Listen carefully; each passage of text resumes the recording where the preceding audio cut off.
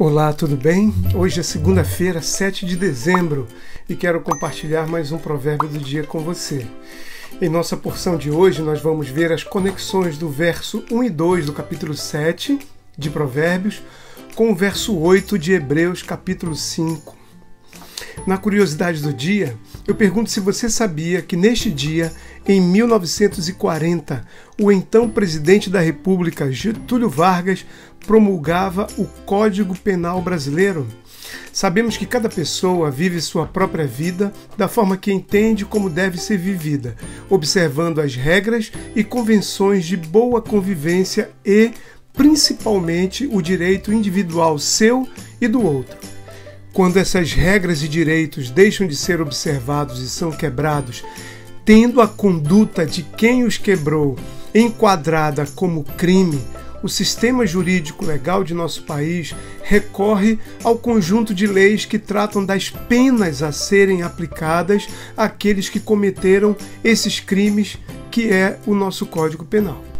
Uma vez aplicada a pena e decretada a sentença, esta deve ser obrigatoriamente obedecida. Parece um assunto pesado para se iniciar a semana, não é mesmo? Mas quero aproveitar o tema obediência para falar em nossa meditação de hoje o que o sábio nos ensina no capítulo 7 de Provérbios.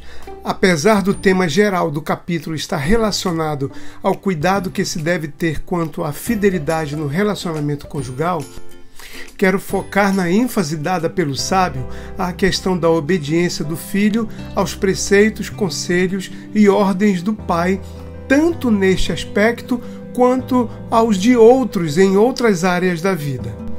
Nos versos 1 e 2, o sábio orienta dizendo: meu filho, obedeça às minhas palavras e no íntimo guarde os meus mandamentos.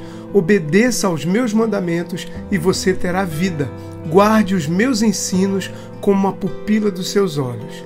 Hernandes Dias Lopes observa com muita propriedade que os preceitos de Deus não nos são dados com o fim de subtrair nossa alegria ou privar nossa liberdade.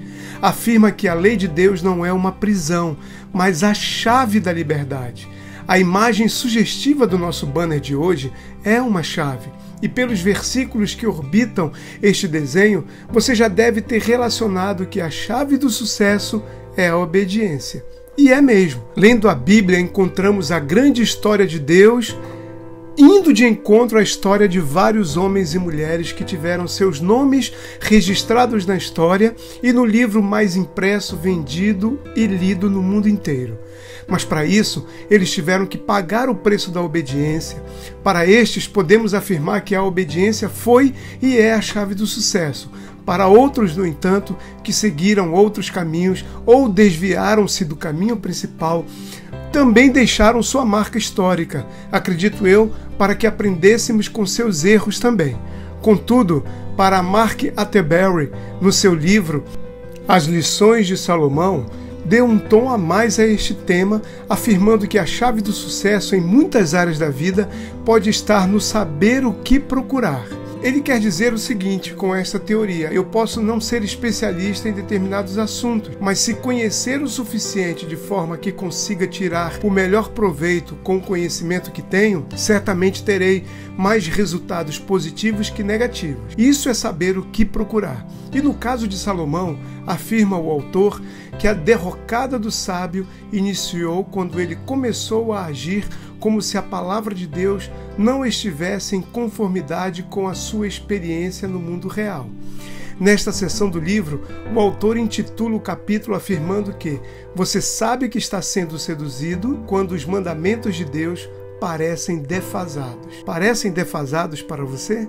Acho que muitas luzes de alerta estão acendendo neste momento, e sinais de alerta não devem ser ignorados. Salomão sabia o que dizia. Sua experiência prática e fática merecem sim nossa total atenção. Afinal, quem não quer conhecer e ter a chave do sucesso nas mãos, não é mesmo?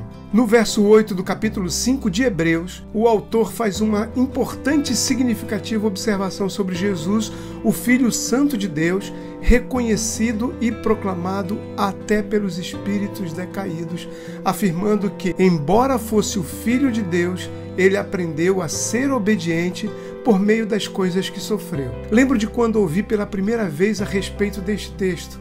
Eu era um adolescente descobrindo a vida, aprendendo aos poucos sobre o mundo que estava diante de mim, assimilando os primeiros ensinamentos sobre Deus e sua palavra. Sabia o que era ser ou não obediente. Esta era uma palavra que sempre esteve muito ligada a mim pelos ensinos de minha mãe. Tinha uma boa noção sobre o que era aprender obediência pelas coisas que se sofrem, pois minha mãe sabia imprimir sua marca toda vez que nos flagrava em desobediência, e agradeço a Deus por isso. Sua disciplina certamente me fez enxergar o erro e me manteve no caminho certo, seja por um berro bem dado, umas belas palmadas e até mesmo pelo uso de um galho de goiabeira, daquele que, onde bate, deixa sua marca em alto relevo. O fato descrito em Hebreus é que Jesus precisou aprender obediência pelas coisas que sofreu, pois sendo Deus soberano, não experimentara tal necessidade antes, mas agora, sendo homem, precisava entender este processo de obediência pelas coisas que sofreu. E foi obediente até a morte, e morte de cruz, para nos trazer salvação, transformação, vida e esperança, e nos fazer também obedientes, mesmo com o sofrimento. A pergunta poderosa de sabedoria de hoje é: se a chave do sucesso é a obediência a quem tem o poder da vida, a quem você tem sido obediente? Reflita sobre isso. Deus abençoe o seu dia, porque somos feitura dele.